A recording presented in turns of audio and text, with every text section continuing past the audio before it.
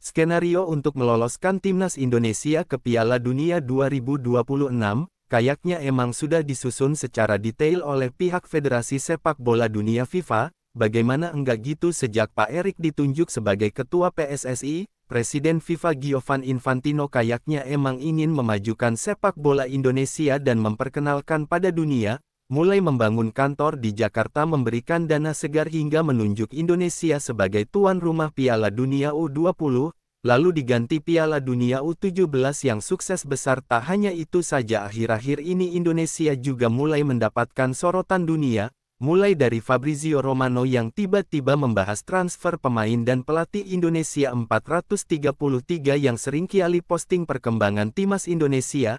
Bahkan ISN pun mulai menyoroti timnas Indonesia dan terbaru melihat peluang Indonesia di round 3, untuk bisa amankan satu tiket langsung. Dengan tegas Pakasi langsung memecat Sintayong dan menggantikannya dengan 3 pelatih asal Belanda sekaligus, karena semua tahu kalau Indonesia lolos ke Piala Dunia, jelas pihak FIFA akan mendapatkan keuntungan yang cukup besar. Lantas seperti apa keuntungan yang dimaksud? Mari kita ulas selengkapnya. Seperti itulah yang pernah dikatakan oleh Presiden FIFA Giovanni Infantino, di mana dirinya berharap kalau ada satu wakil ASEAN yang lolos ke Piala Dunia 2026 dan Indonesia menjadi wakil ASEAN yang tersisa di babak round 3 ini, sekaligus punya peluang untuk mencetak sejarah baru sebagai tim ASEAN pertama yang bisa lolos ke Piala Dunia. Ya, jika melihat peluang yang ada, timnas Indonesia kini berada di peringkat ketiga dengan catatan 6 poin dari 6 pertandingan yang telah dimainkan. Pasukan Garuda kini masih punya 4 laga sisa dan jika ingin lolos secara langsung setidaknya mereka bisa amankan 9 atau menang 3 dari 4 pertandingan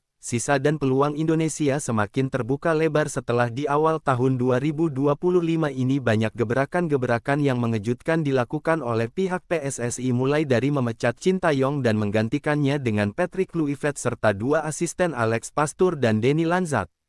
Lalu mempercepat proses oleh Romani dan Jero Retwe untuk bisa main di bulan Maret mendatang, dan dengan gebrakan cukup berani dari PSSI itulah diharapkan bisa membawa Indonesia tetap bisa dan amankan poin dari 4 laga sisa yang dimiliki skuad Garuda. Sementara itu dengan perubahan besar-besaran yang akan terjadi membuat peluang tim-tim yang selama ini belum pernah bersaing di ajang Piala Dunia akan terbuka lebar. Jadi pada ajang kompetisi sepak bola terbesar antar negara di dunia yakni Piala Dunia 2026 mendatang akan ada 48 tim yang turut andil dalam ajang 4 tahunan itu, artinya akan ada penambahan 16 tim yang bakal ikut andil di ajang Piala Dunia.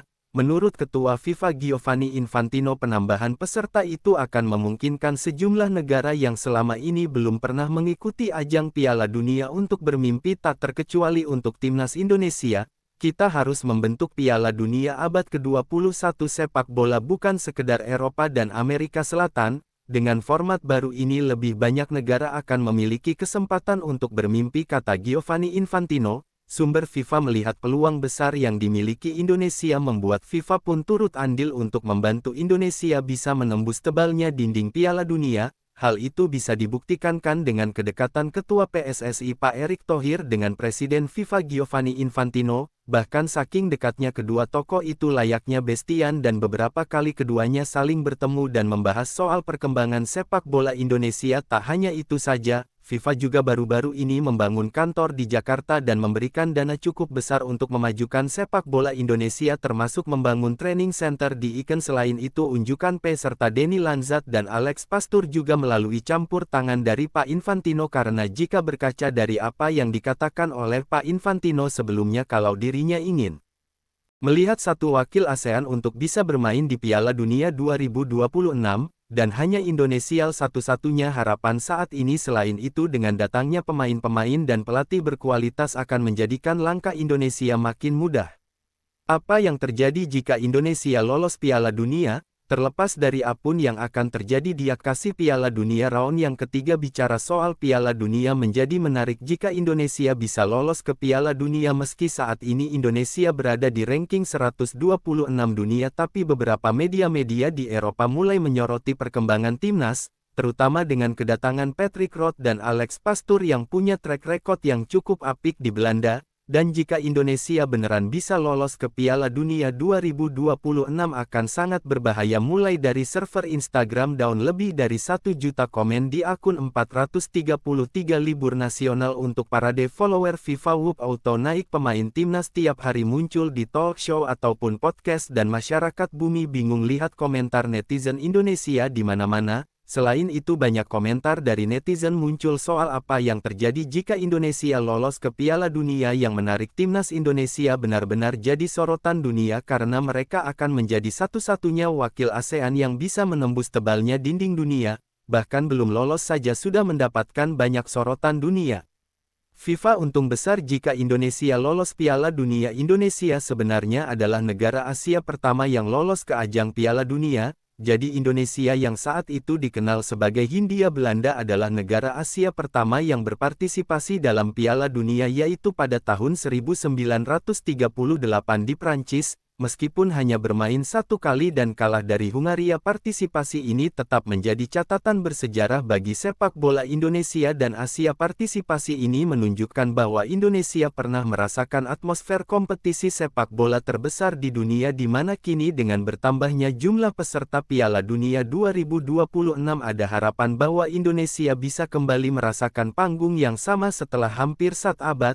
Menariknya skuad dari tim Garuda saat ini juga tengah dipenuhi oleh deretan pemain Indonesia yang berkompetisi di Belanda, sebut saja Tom Haye, Ragnar, Kelvin Verdonk hingga pemain-pemain muda seperti Nathan, Ivar hingga Rafar Strijk. Tambahan pemain itulah yang kemudian memunculkan rasa optimisme tinggi, jika kita bisa bersaing dengan negara lain untuk mewujudkan mimpi besar kembali ke ajang Piala Dunia, dan jika Indonesia beneran lolos ke Piala Dunia pihak FIFA tentunya akan mendapatkan keuntungan besar mulai dari penonton yang semakin bertambah dan penjualan tiket yang semakin laris manis karena seperti kita tahu selain fanatik fans Indonesia juga dikenal sangat loyal dalam memberikan dukungan. Dan terlepas dari apapun semoga saja Indonesia beneran bisa lolos ke Piala Dunia 2026, karena jika melihat peluang yang ada kita bisa kok, asal kita fokus dan kerja sama tim.